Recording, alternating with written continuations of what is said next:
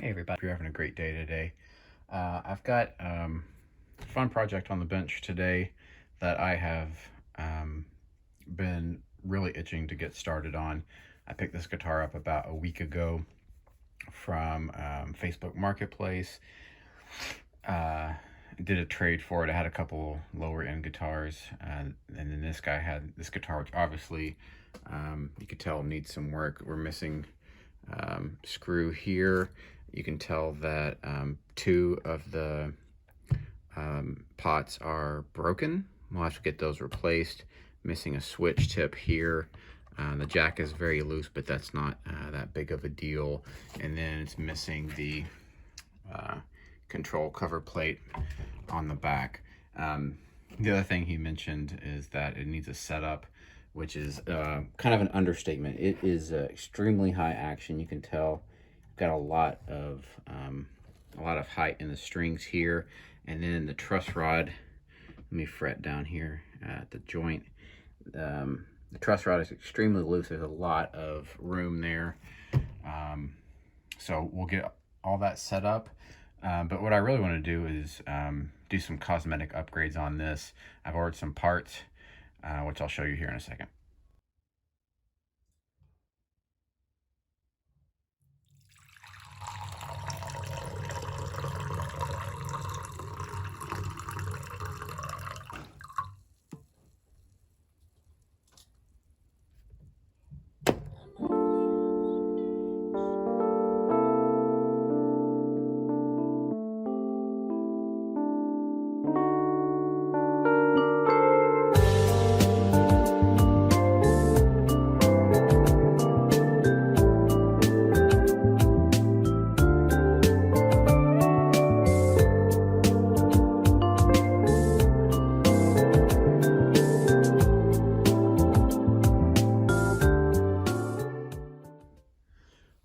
For those who are not aware, this is a Gibson SG Special. This one is a 2006, I believe, based on the serial number. And these guitars were the lower price model for the Gibson SG, and you know, to get in at a price point where a lot of people could afford it, it's very stripped down. And these guitars are really I haven't owned the SG Special before, but I own an LP Special. I've played a Gibson SG Special before, and what I can say about these guitars is they're really workhorses. You know, this one has seen some better days for sure, but you know, once I get in there and set it up and get everything back together, I expect it's going to be a good guitar. But you know, there are a few things that you can do that are pretty inexpensive to customize this guitar and really make it yours. So what I'm going to do today is go through a couple of upgrades, and they're just purely cosmetic upgrades. Not a lot of functionality here, but it will make the guitar kind of uniquely yours. So the first thing I'm going to do is I ordered some pickup covers from Philadelphia Luthier Supply. This is a raw nickel. They come in different finishes. They have like a very high polished chrome, you know, gold. I think they have black. But I thought, you know, kind of keeping with the look of this, which is, you know, it's a faded model, very simple, stripped down. I was going to go with the raw nickel. So we'll install those. And then I also picked up some knobs. So this is a very easy way that really anybody can you know, add their own kind of personality to their guitar. So this is a chrome top black skirted knob. I don't remember the site that I purchased it from off the top of my head, but I think these are going to look really cool. I'll talk about an easy way to install these so that they're flush and level, so they're not, you know, cocked off to one side, and as you turn them they kind of scoop. And then the last thing, which some people will love, some people will hate, I got some of those Fretboard sticker decals. These go over the existing inlays, cover them up completely. Some people like them, some people hate them. I've used them on two of my guitars in the past. just for fun. And honestly, I've been pretty pleased with the outcome. You don't feel them. They've stuck on really well, and you know, it's just you know, some way to kind of personalize a guitar more to be yours. So instead of the regular trapezoid that you will see on most Gibson guitars, or like higher end Gibson guitars, I went with the kind of the offset trapezoid that Gibson and Epiphone used on their Casino models. It should be pretty, I think it's going to be pretty cool. So stick around. This is going to be a fun one.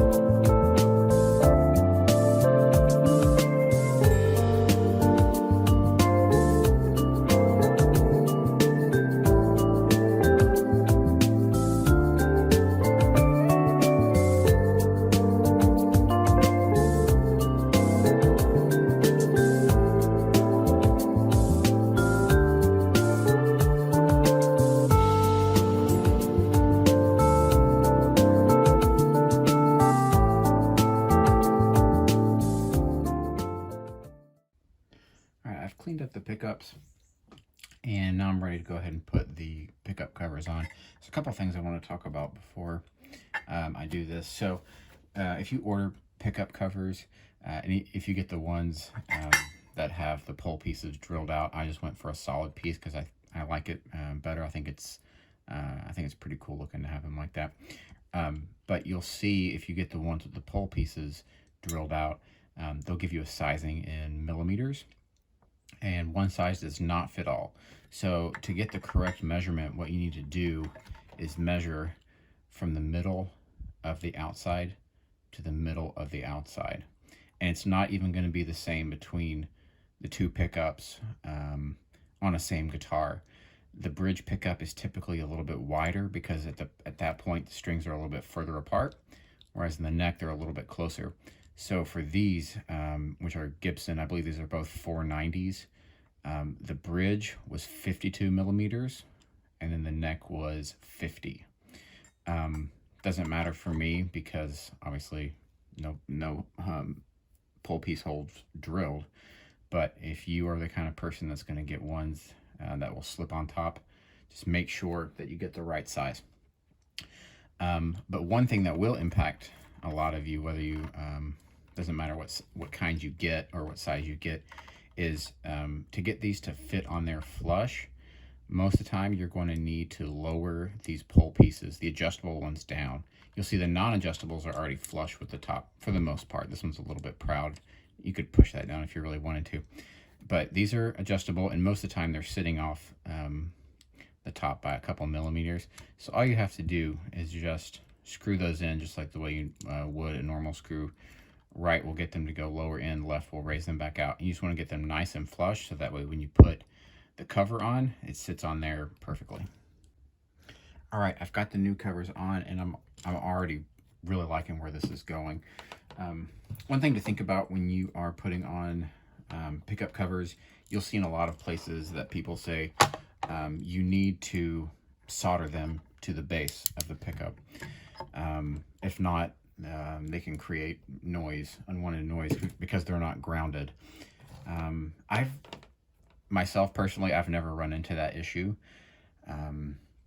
But if you do run into it, all you have to do, and you'll see this with most pickups that have covers, there's a blob of solder like right here, and that's just to ground the cover to the rest of the pickup. But what I'm just going to do is just check in continuity if the pickup cover itself is grounded.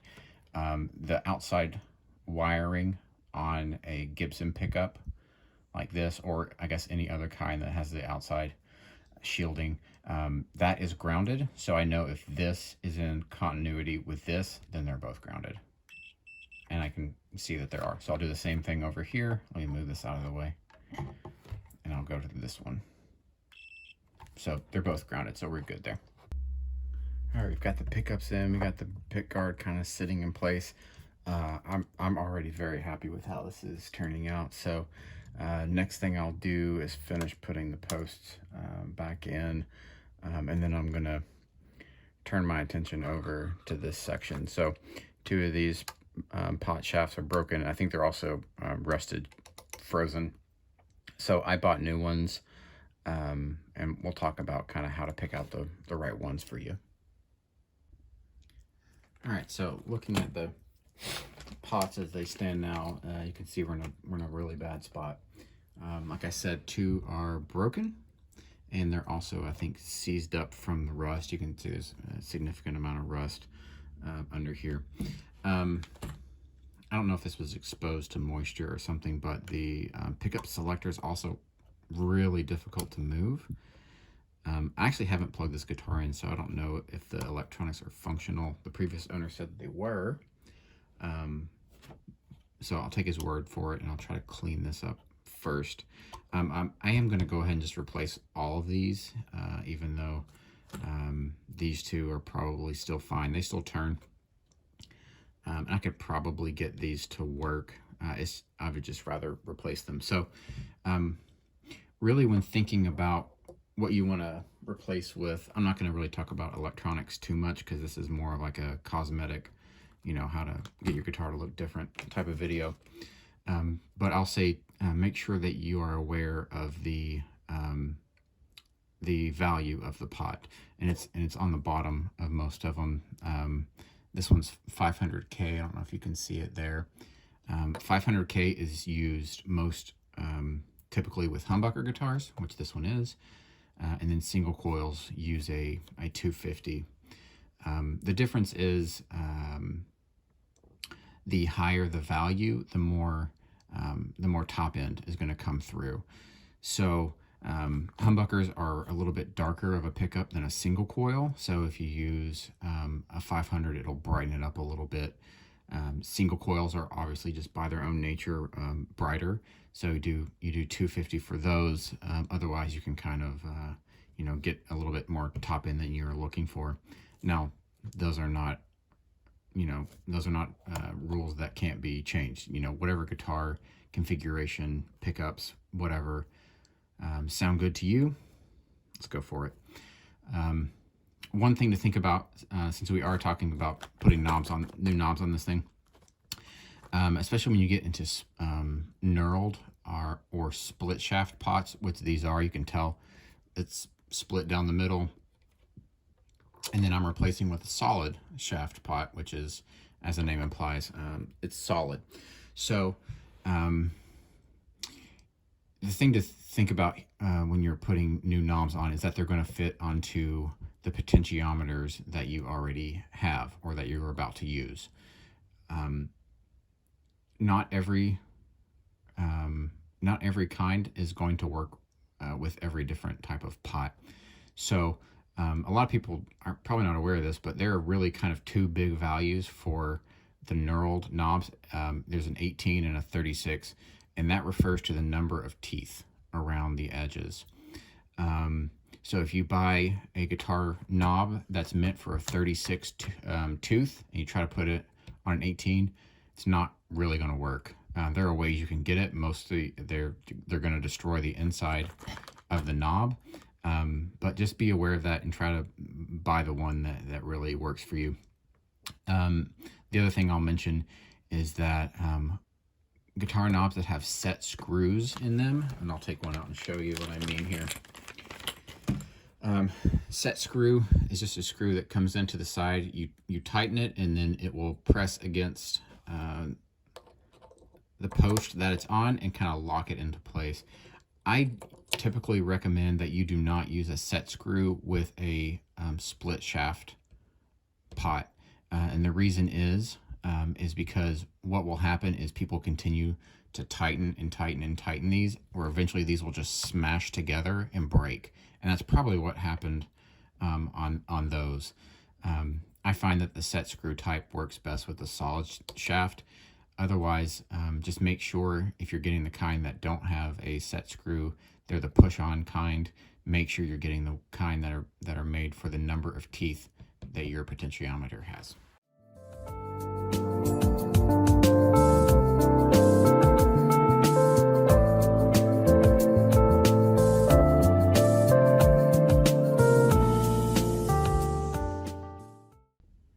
All right, I'm going to bring you in here for a minute to show you something that I should have known, but I didn't pay enough attention. So if you get a potentiometer that's got this little ridge on the side, what those are really for is in some Stratocaster style pick guards, you'll see next to the main hole for the potentiometer shaft, there's a smaller hole, and that sits into there to keep this from twisting around in place. But this little tab could do damage to the inside of the guitar, because once I start cranking this down and tightening it, that's just going to dig into the body. So what you can do is take a pair of needle nose pliers and then just kind of bend that back, and you know, it's not very sturdy, so it'll snap right off, and then that'll allow that to sit flush. All right, I got all the wiring done. Everything is looking good at this point. I'm going to show you a trick now to put it on the knobs so that way they're flush. Because what really, I don't know if it bugs you, but it bugs me when a knob goes on kind of slanted. So then when you turn it, you know, you get this wobbling effect. So all you have to do is take a thin piece of material. This is like a plastic from a Starbucks cup, maybe some really thin, like a cereal box cardboard could potentially work. Then all you have to do is just cut a hole in it large enough that it'll fit over the washer and the nut, and then just cut a little bit of an area out, and you'll see why. So you just stick it right here, and you can press straight down on it. Sorry, let me back that set screw out. Get it seated, and you can seat it flat down and then screw that on. And then when you're done, all you have to do is pull that out from both sides, and it gives you, it's just thick enough that it'll give you a little bit of clearance, so that way you won't feel the knob touching the body at any point, and it's nice and level across. All right, I am getting near the end here. The last thing I'm going to do is put on the fretboard decals, or sticker inlays, whatever you want to call them. I went ahead and polished all the frets off camera. You guys have seen me do that in other videos. But if you've never put on the decals before, I'll show you how to do one, and then I'm just going to do the rest of them off camera. What you cannot do before you put them on is oil your fretboard. I have done it in the past. I kind of just forgot, and I oiled my fretboard, and then I tried to put them on, and a couple of them just did not want to stick. That's why they tell you not to do it, and I honestly just forgot. So it eventually worked out. I was able to get it to stick, but I think they say if you oil your fretboard first, you need to wait like a week, 2 weeks. Yeah, it says a couple of weeks. So what I'm doing now is actually cleaning it with naphtha. That'll just remove any loose dirt, any oils that had been on there from playing before. And then I'll let this dry, and then I'll come back and show you how to put these on. All right, I'm ready to put these on. There are instructions that are very simple to follow that come with these. If you've never gotten them before, you can just Google fretboard decals, or just go on Amazon. They're very easy to find. I guess the first thing I'll tell you to do before you start cutting this up and moving things around is make sure you have a plan for where you want these to go. You'll see that there are decals for 1st fret, 3rd, 5th, 7th, 9th, 12th, 15, 17, 19, 21, 23, I guess 25. whatever you want. So, you know, some guitars don't have, you can't see it on the camera. Some guitars do not have an inlay on the first fret, but that doesn't mean you can't put one there. And I am gonna put one there. So just make sure that you've planned out where things are going to go, so that way you don't run into an issue where you have fewer decals than you have frets that you want to cover. All right, so what you do, it's very simple. First thing is you just, and I do this one at a time, I don't do the whole thing. First thing you do is just take a credit card. I'm using a Baskin-Robbins gift card. It's the gift that keeps on giving. To just, it says squeegee the decal to the surface. So what you're doing is just rubbing this along. And basically what you're doing is just flattening it out and making sure that there's adhesive on the other side. You don't have to take forever to do this. Then next, you'll cut it out. I try to cut it where it's fairly even on both sides. So this got a little bit more material on this side. That just helps me visually center it on the fret. And then again, make sure your surface is clean. I already did that and let it dry as well. Then you remove the backing paper. Now you have to be careful here on these, because sometimes the sticker will try to stay on the back. So you just kind of have to do it slowly. You'll see it peeling up on the edge there. I'm actually going to turn the guitar to make this a little easier for me.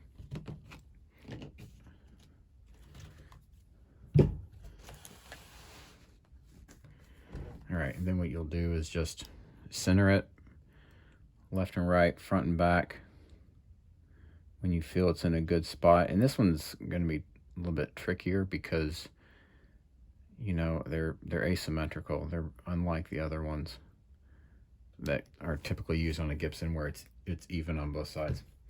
And then what you'll do is just take your credit card or whatever, and then just press that down onto the fret. I'm not going to do it on this one because I still was not in a really good position to see it, so I'm probably going to peel it off and try it again. And then when you've done that, pressed it out, flattened it out, you'll peel this back and make sure that the sticker part stays down. Sometimes, especially if you have a fretboard that's dirty and there's not a good adhesion, that'll try to peel up as well. So you'll just peel that back, and eventually the sticker will stay on there. All right, I'm going to do all the rest of these off camera. We'll come back and take a look.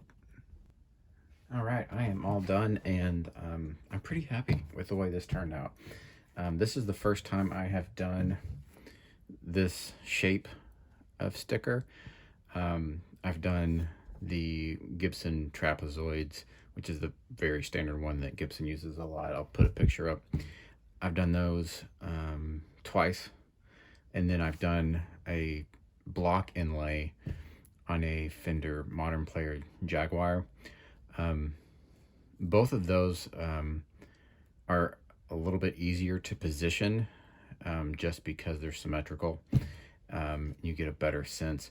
With these being offset, you know, kind of rhombus shaped, it kind of tricks your eye a little bit. You know, you think one side's further away and you're off-centered, but it's just because of how it's shaped. But I also say they also feel a little bit more forgiving to me, in that, you know, the shape is a little bit different for each one, whereas, you know, the block inlays I've done before are basically the same shape, just in smaller sizes. And then the Gibson trapezoid is the same shape, just in different heights, basically.